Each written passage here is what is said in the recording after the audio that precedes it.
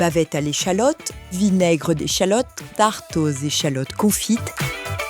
Voici un condiment magique, l'échalote, qui ne demande qu'à être plantée au potager.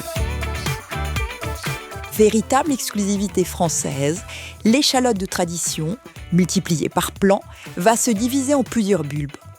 En comparaison, l'échalote de semis ne donnera qu'un seul bulbe. Les plants certifiés permettent aux jardiniers amateurs de disposer de la même qualité que les maraîchers professionnels.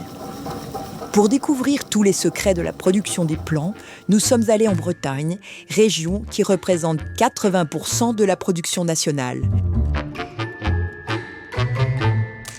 Ici, on fait des croisements entre les variétés.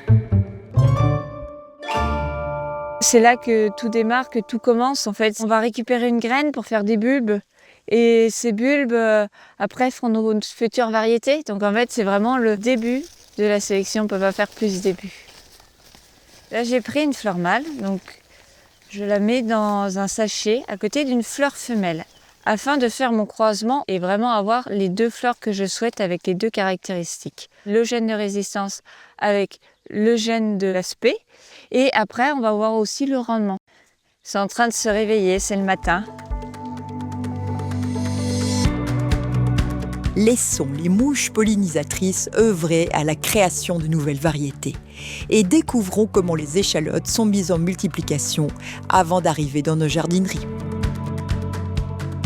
Pendant 7 longues années, les bulbes seront replantés sous haute surveillance. Contrôle visuel, épuration et tests en laboratoire permettront d'aboutir à des plants sains, vigoureux et conformes à la variété souhaitée. Donc là, on va faire des prélèvements, donc des prélèvements de feuilles. Je fais environ 3000 échantillons chaque année pour analyse. Les prélèvements feuilles, ça nous permet de savoir si l'échalote est virosée ou pas. Là, l'échalote qui est saine, on voit bien la belle couleur vert-bleu. Et là, quand on prend l'échalote qui est virosée, on voit bien les petites striures jaunes qui sont présentes sur les feuilles qui nous indiquent qu'elle est malade. Ça se voit très très bien. Juillet annonce le temps des récoltes.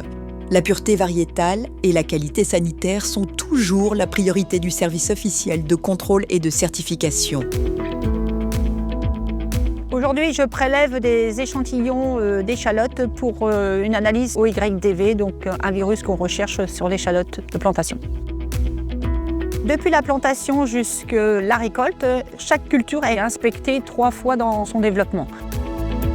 La finalité de ces contrôles, donc, c'est pour vérifier et être sûr que le lot présenté donc, en culture et puis donc, commercialisé après soit indemne de maladie.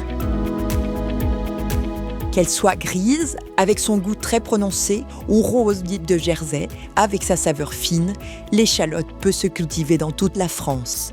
Selon les variétés, elle vous attend en jardinerie d'octobre à avril.